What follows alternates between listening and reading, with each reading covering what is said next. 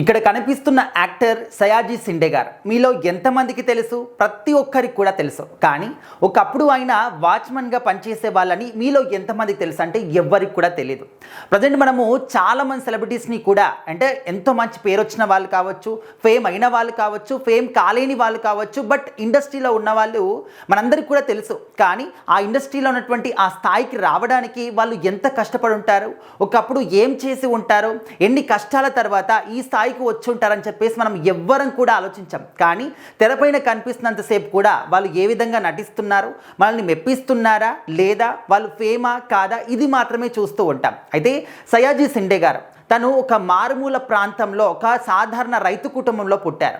కానీ తనకు మాత్రం చదువుకోవడానికి కూడా ఎటువంటి ఫెసిలిటీస్ కూడా లేవు. తనకి 4 అక్కా చెల్లెలు, ఒక బ్రదర్.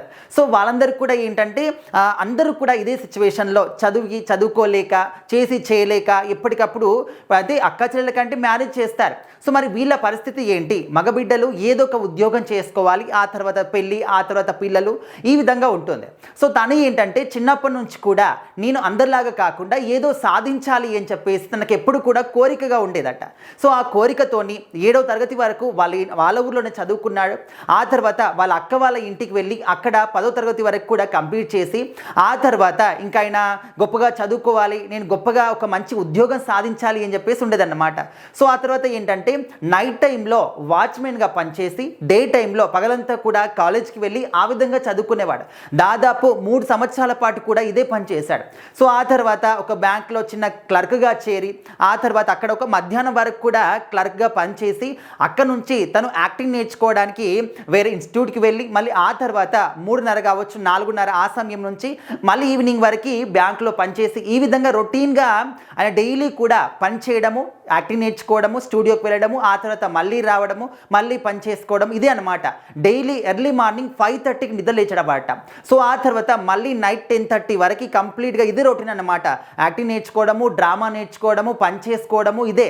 సో అప్పుడు ఏంటంటే నెల జీతము ₹250 మాత్రమే. సో ఆ స్థాయి నుంచి ఒకప్పుడు ఆయన వాచ్మెన్గా పనిచేసి నైట్ అంతా కూడా నిద్ర లేకుండా నైట్ అంతా వాచ్మెన్గా చేసి డే అంతా చదువుకొని మళ్ళీ యాక్టింగ్ నేర్చుకొని ఈ విధంగా క్లర్క్గా పనిచేసినటువంటి ఆ సమయంలోనే 2 సార్లు ఉద్యోగానికి ఆయన రిజైన్ చేయడం జరిగింది. ఎందుకంటే ఆయన యాక్టింగ్ పైన ఉన్నటువంటి శ్రద్ధ అనమాట. యాక్టింగ్ అంటే తనకు చాలా ఇష్టం. గవర్నమెంట్ ఉద్యోగం అయినప్పటికీ కూడా నేను యాక్టింగ్ చేయాలి, నేను ఒక నటుడిగా రావాలి అని చెప్పేసి కోరికతోని ఆ 2 ఉద్యోగాలకు కూడా రిజైన్ చేసేసి ఆయన ముంబైకి వచ్చి అండ్ ఎప్పుడూ కూడా ఒక అవకాశం కోసం ప్రయత్నాలు చేయడం కాకుండా అదేవిధంగా లైబ్రరీలో చదువుకోవడం కావచ్చు, యాక్టింగ్ సంబంధించినటువంటి ప్రతి పుస్తకాన్ని చదవడం కావచ్చు, ఈ విధంగా చాలా ప్రయత్నాలు చేశారన్నమాట. సో ఆ తర్వాత డ్రామాలో నటిస్తూ తమిళ సినిమాలో నటించి ఆయనకు ముఖ్యంగా లైఫ్ ఇచ్చింది మాత్రం పూరి జగన్నాథ్ గారు అని చెప్పేసి ఆయన మాటల్లో స్వయంగా చెప్పారనమాట. రీసెంట్గా ఒక ఇంటర్వ్యూలో మాట్లాడినప్పుడు అందరికీ తెలుసు సయాజీ షిండే గారు ఒక అంటే నెగిటివ్ క్యారెక్టర్లో చేశారు, కమెడియన్గా చేశారు, నాన్న పాత్రలు చేశారు, ఎన్నో పాత్రలు చేసి చాలా మంచి పాత్రలు పోషించి మన తెలుగు సినిమా ఇండస్ట్రీలో మాత్రం చాలా మంచి ఒక గుర్తింపును మాత్రం సాధించి పెట్టుకున్నారనమాట.